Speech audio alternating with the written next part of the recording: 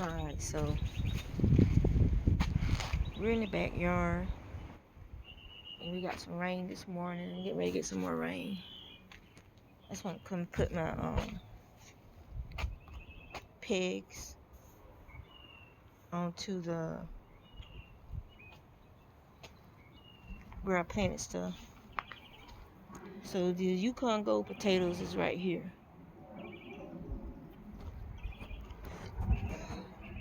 The kale is over here, and the lettuce mix is here. So those are closed pegs on top of little short bamboo posts. Still gotta move those buckets over there. Got distracted yesterday. And my sad little pear tree, I don't know if it's gonna make it, but it might. It might rally. So I put the purple potato, sweet potatoes, just a little bit where the sun can touch it to stimulate it. And then after it starts making potato slips, probably gonna put them on this side. After we finish pulling up the tarp and our till over there, we'll have a big patch over there for the potatoes and not the potatoes, but yeah, for the sweet potato slips. We'll make a bed over there for the sweet potato slips, and then also I need to have somewhere to put my collards and other crops when it gets cooler. So for my winter crops, probably put more garlic over there for the winter. So yeah,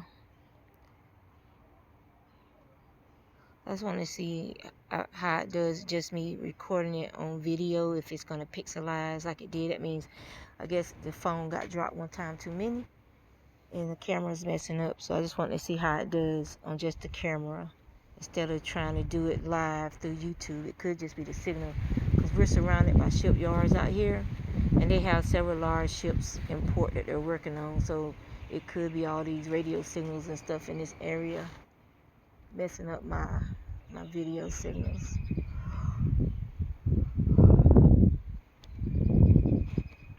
But yeah.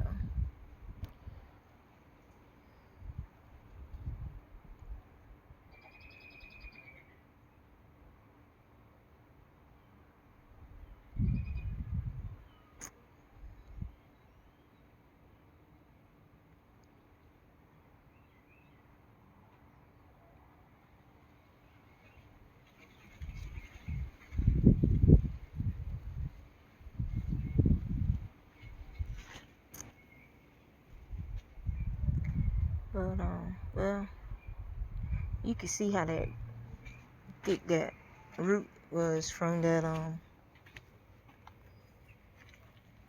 banana plant. It went up under the, comes from this plant right here, where it sent off. You know, it was little at the time. I didn't think nothing of it, but I didn't realize how fast it was gonna grow. Cause like this is one of my more nutrient rich beds. Like almost this whole bed is a result of 2 or 3 years of alpaca poo being dumped into it. There's that one over there too.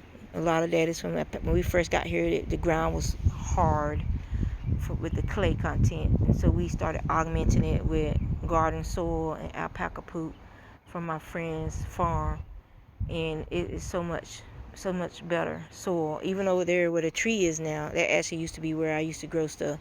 You can see how dark that soil is over there too, from just 2 or 3 years of augmentation to build the soil up back here. And I don't know why I didn't plant fruit trees when we first moved here. We would have been getting like tons of apples and pears when we first moved here, as well as the fig tree. That fig tree is bonkers. Those 2 fig trees. It's two fig trees plus a hybrid fig trees from where the 2 of them have sent to, have cross-pollinated in some of the things that come up. You have like the brown turkey fig. You have that white creamy fig on the left, the golden fig on the left, the turkey fig on the right, And then you'll have figs, when they cross-pollinate, you'll have figs that are shaped like the golden fig, but they taste like the turkey fig. The golden fig is like a sweet, creamy. It's like a very creamy. It's like, it's very nice flavor. And the turkey fig is like a typical fig flavor. But when the cross one is like real fleshy, like the turkey fig, but it has the flavor, some of that creaminess of the golden fig. So they're really nice, regardless of which one you're eating. The figs are nice. So yeah. So this is my backyard garden area, which I usually have sunflowers and stuff back there and stuff. But people are crazy. We used to live at 117 Hardy Avenue, which is a couple blocks over and down. And I had grown these Russian mammoth sunflowers along the fence line. And they were almost ready. It was like, I had told my husband, I said, you know what? I said, we'll probably be able to get these this weekend. They look like they're ready. And do you know, someone come through there that Friday night and stole every one of those sunflower heads. Every one, there was like 6 of them, huge mammoth sunflower heads, and they cut every one of them and stole them. And that means that there's somebody in the area who's been watching my garden, and they decided to steal. They could have asked me, and I would have given them 1 or 2 of them, no problem. Because I'm not like a big sunflower person. I was just going to give the seeds away or use them for the next year's sunflowers, or, put them out for the squirrels and birds and stuff like that. But they stole them. And that's when I said, I hope every one of these seeds give you a bellyache, for stealing when you could have just asked. It's just, I don't understand people. It bothers me. Sometimes I wonder if I'm on the spectrum because of how hard it is for me to deal with human beings and like the things that they do that make no sense to me. Like, why would you steal when you could have just asked? You could have just come up to the side of the fence and say, hey, these sunflowers are beautiful. Can I have one? And I would have just cut it right off and handed it to you. Instead, you steal them all. Not just one, but all of them. So you don't even want my family who grew this, who took care of it, who raised it, to enjoy the what we did. You just steal that. And that's just the devil. And that's why I say every seed they eat should make their belly ache for doing wrong like that, for stealing. What another man's hands have went out there in that hot sun and toiled and weeded and fertilized and banked up the dirt around them to make sure they had a good root system all throughout the 90 days or 120 days or however many days it took for that sunflower head to mature. You have sit there and you have watched me toil, and then you thought it was perfectly within your rights to come there and then steal everything that my hands had wrought. And that's why I say stuff like, I hope every one of those seeds make your belly ache. I have a right to say that, I feel. And so this is this tree that y'all know I've been fighting with. This is one of the trees. I'm going to show y'all that disrespectful stump over there. But me and my husband, we cut this thing down every year. And every year it come back. I can't put no salt or nothing over here because my lily's over here.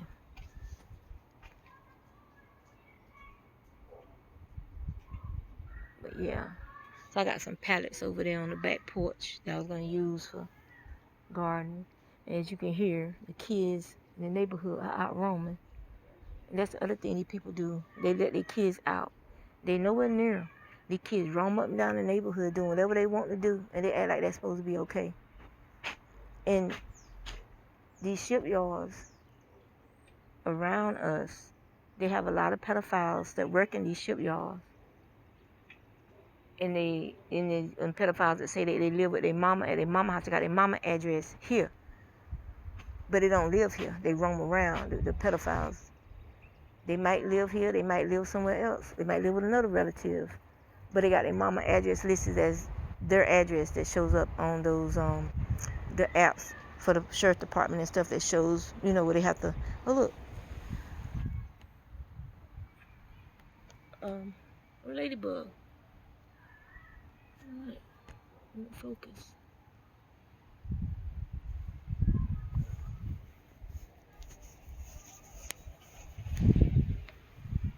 Look at that.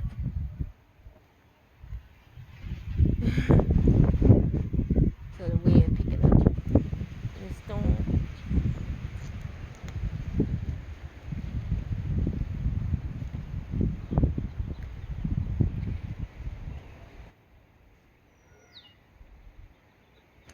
Probably should get some clay spray stuff.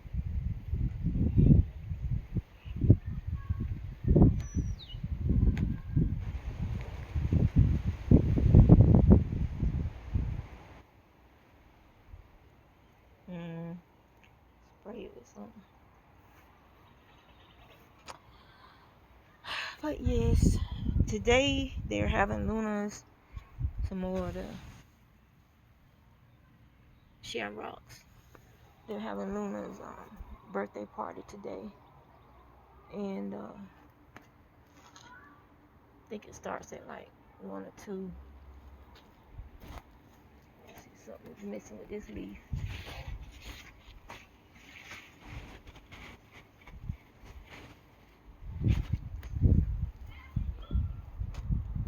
So you can hear the kids.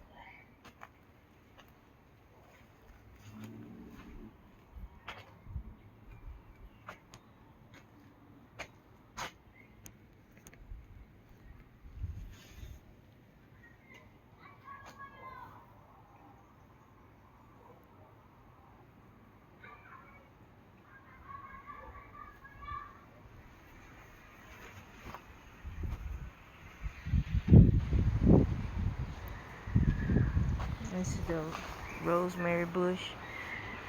It's been here about 6 or 7 years now. It might be longer. We had one before that was over there, and it didn't like that spot, and so we moved it over here, and it started doing good. But something, probably a raccoon or something, came out here and dug it up. And so we got another one, and we put it in the same spot, and it has done great here. And sometimes I'll take garden stuff and I'll pack it there to compost in place around this central. You see, it's around the central trunk.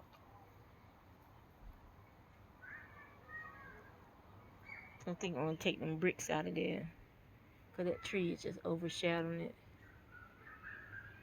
Probably gonna take that limb down so it's not leaning over the garden that way.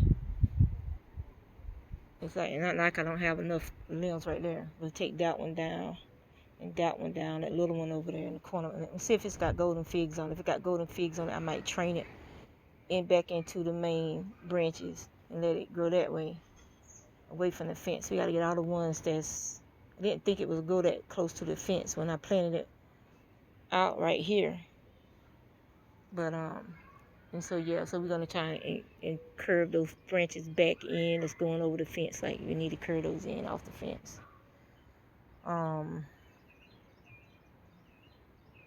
And so yeah, that's what's going on, guys. And so hopefully this video ain't pixelated. Oh, I didn't show y'all the other garden. So let me see. You can see, like right here, that's one of the, I don't know if you can see that.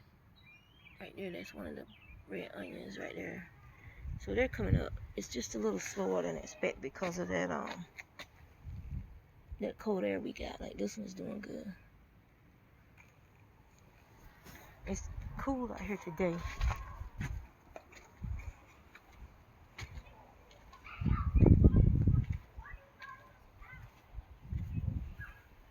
So when people move across the street, that's they were bad kids.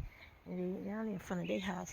They down there in front of everybody in their mama's house, making all that noise and stuff. We got elderly, sick people and stuff, and these people don't care.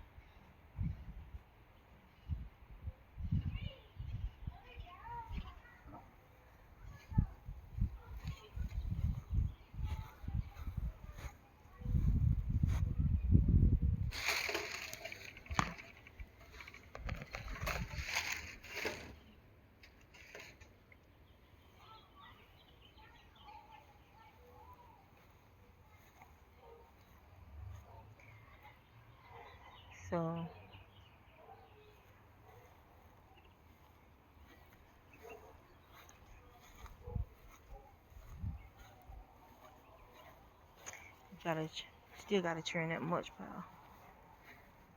These are the ones in the back. We got a bunch of babies back here too. I was thinking of putting some cucumbers back here to let them crawl up the banana plant.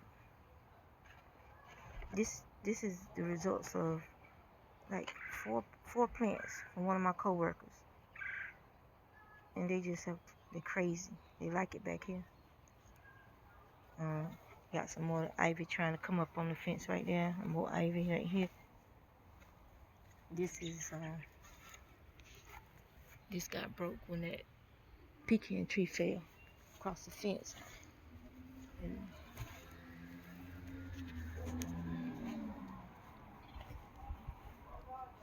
oh, look, you got some more lilies blooming.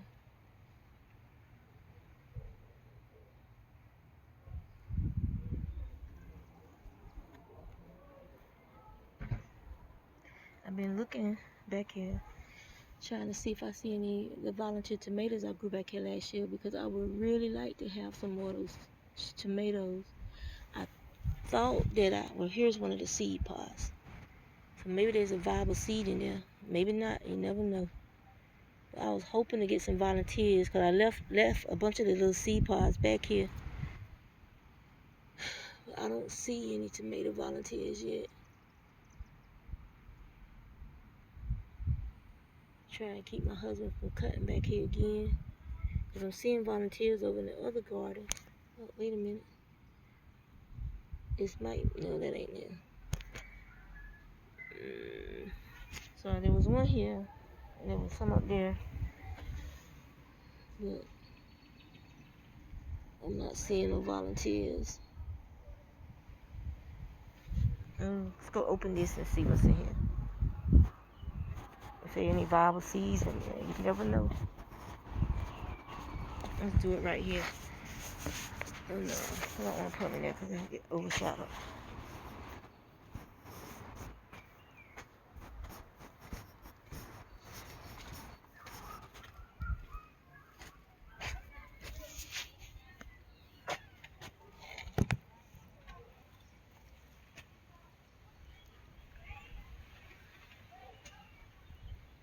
Hey, there's some seeds in there. I don't know if they'll come up, but she hollering, telling the kids to look both ways. And now she cussing at me. See?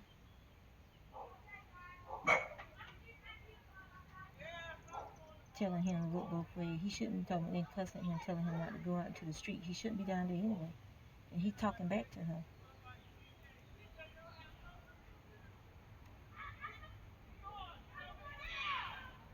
See?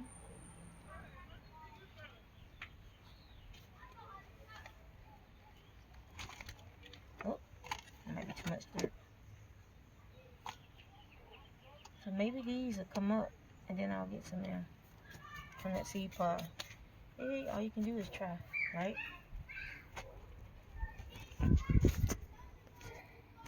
Yeah, that's all we can do is try.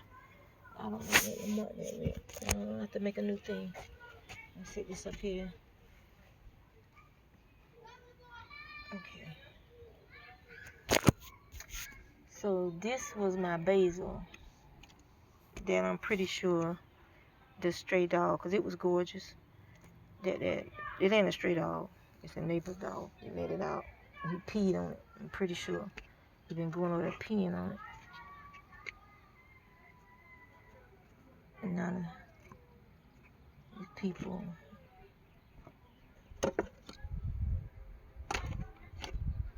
I just don't get it. That's why I want to be somewhere where ain't nobody else around. You know? Nobody else around us. No neighbors.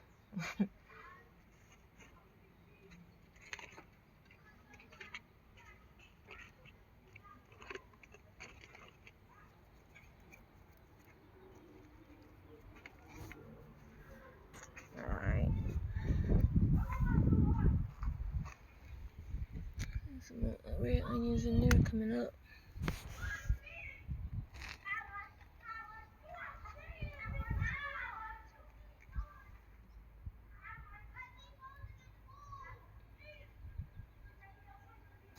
It still ain't open. It look like one of those things from that movie, from that show, Stranger Things.